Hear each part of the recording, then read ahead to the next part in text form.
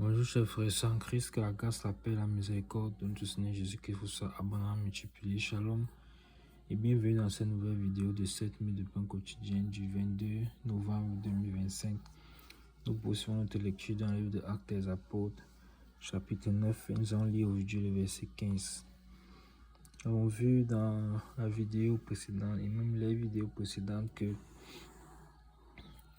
Ananias, le serviteur de Dieu, est dans une vision, en train de converser avec le Seigneur qu'il a envoyé à Damas dans une rue appelée la droite d'aller rencontrer Saul, qui lui également a vu le Seigneur en vision et le Seigneur lui a dit qu'il y a un homme, il a vu un homme en vision justement nommé Ananias qui venait prier pour lui, lui imposer la main afin qu'il recouvre la vue, car celui-ci avait perdu la vue pendant qu'il était sur le chemin pour aller à Damas pour persécuter les frères, pour persécuter les chrétiens. Il les a amenés à Jérusalem, hommes comme familiers.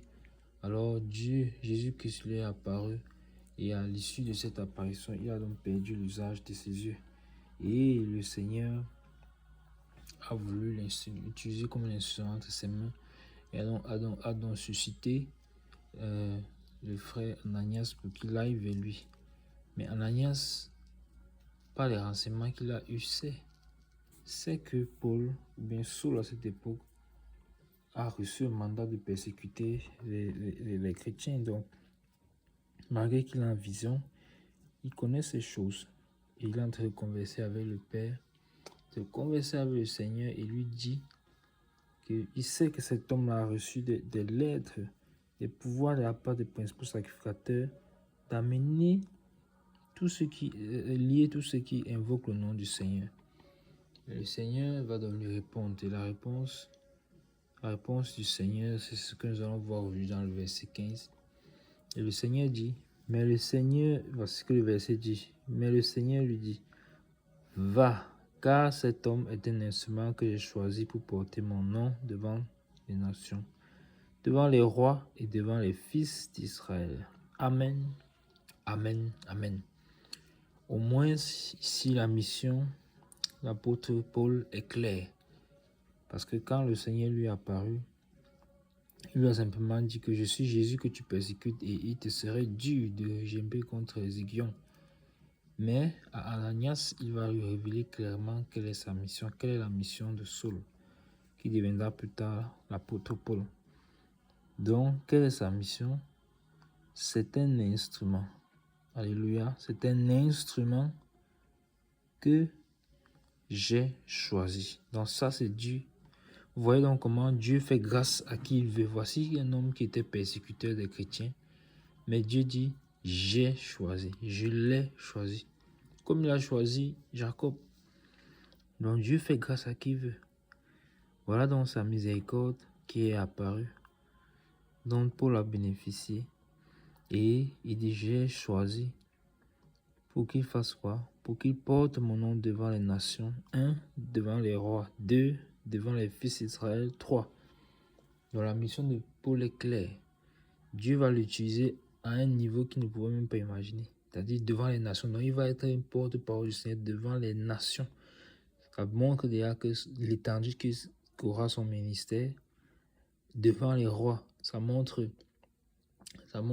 les sphères d'autorité qu'il va atteindre avec l'évangile et ou encore devant les fils d'Israël. Ça montre aussi que même l'origine, il ne va pas s'en éloigner puisque lui-même, il est à la base israélite. Donc, même dans sa base, il va également être un instrument que le Seigneur va utiliser. Donc, c'est merveilleux ce que le Seigneur fait. Et le Seigneur a dit à Ananias, va. Tu vois que là, ça devient une instruction encore plus ferme. Donc, et je pense que Ananias va obéir puisque là, le Seigneur dit va. Nous le verrons certainement dans les prochaines vidéos par la grâce de Dieu.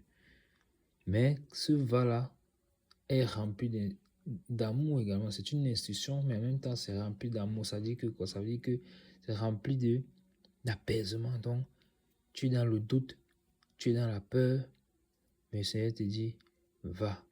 Tu es dans le doute, tu es dans la crainte, le Seigneur te dit, calme-toi. Vous voyez? Donc, c'est la même chose. Le Seigneur dit à Ananias, va. Donc, dans ce va-là, il y a Ne t'inquiète pas, je suis au contrôle.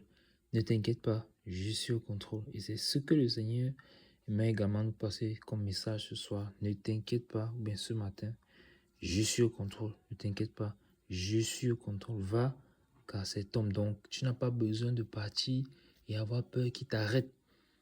Que peut-être c'est un guet-apens qu'il est en train de un piège qui te tend, qu'il fait comme s'il s'est converti pour que tu viennes et puis il t'arrête, il t'amène à Jérusalem. Il dit non, va.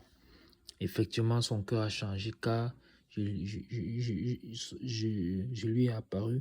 Effectivement, il a changé car il m'a véritablement rencontré. Va, je suis au contrôle. Va, j'ai changé son cœur. Va, n'aie pas peur, je suis avec toi. Ça, c'est le message que le Seigneur nous donne en ce matin.